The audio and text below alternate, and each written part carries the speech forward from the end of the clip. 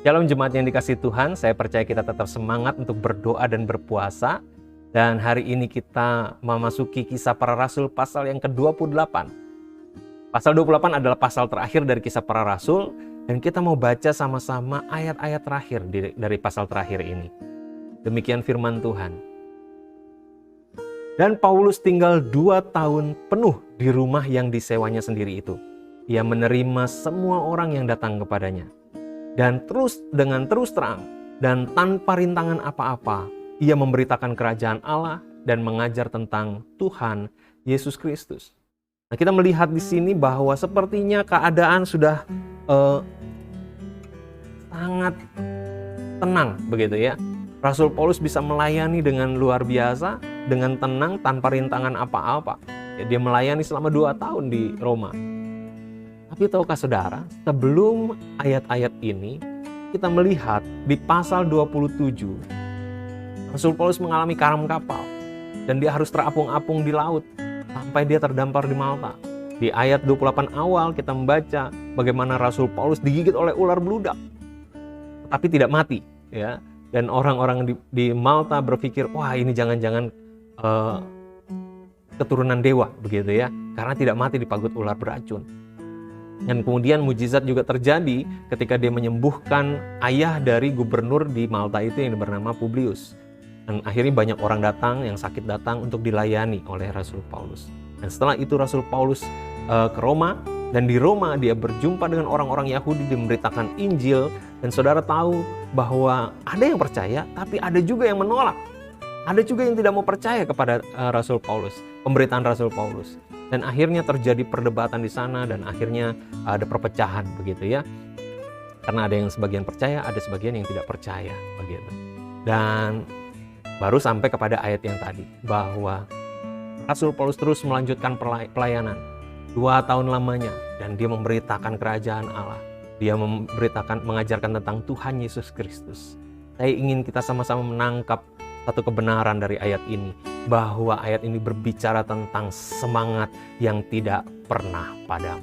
Ya, ketika kita hidup dipimpin oleh kuasa Roh Kudus, dipimpin oleh Roh Kudus sendiri dalam kehidupan kita, saya percaya pergumulan apapun, rintangan apapun yang kita alami dalam kita melayani Tuhan, dalam kita mengikut Tuhan, tidak ada satupun yang dapat membuat kita berhenti. Tidak ada satupun yang dapat membuat kita menjadi orang-orang yang patah semangat. Sebab apa? Karena Roh Kudus ada di dalam kita. Rasul Paulus walaupun digigit ular, dia tidak takut. Ketika ditolak sekalipun dia tidak putus asa. Dia tetap melayani. Dia tetap memberitakan Injil.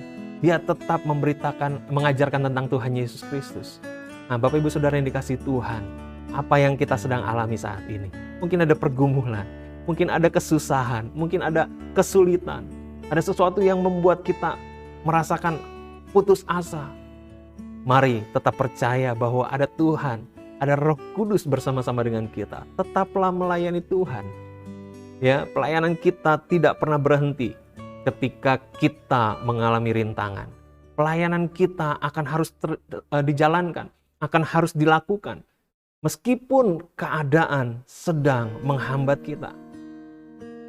Yang kita tahu, kita tidak melakukannya sendiri. Kita tidak menjalaninya sendiri. Karena ada Roh Kudus bersama-sama dengan kita. Roh Kudus yang memampukan kita. Roh Kudus yang mengaktifkan kita. Roh Kudus yang akan membentengi kita. Ingat, Rasul Paulus digigit ular beracun, Bapak Ibu Saudara. Tapi dia tidak mati.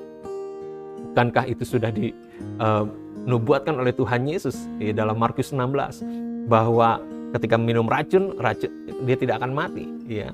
Ular beludak itu beracun, tetapi Rasul Paulus tidak mati. Itu membuktikan bahwa ada penyertaan Tuhan dalam kehidupannya. Sebab apa? Dia hidup melakukan kehendak Tuhan. Jadi jika Bapak Ibu semuanya, kita semua, ketika kita berjalan, hidup dipimpin oleh Roh Kudus, kita melakukan apa yang Tuhan mau dalam kehidupan kita. Tidak ada satupun yang dapat merintangi pelayanan kita. Tidak ada satupun. Meskipun kita ditolak ketika kita memberitakan Injil, gak masalah.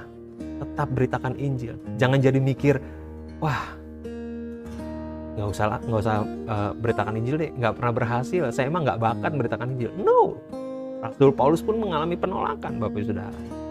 Tapi dia terus berjalan terus, dia tetap semangat. Kenapa? Karena ada Roh Kudus berserta dengan dia.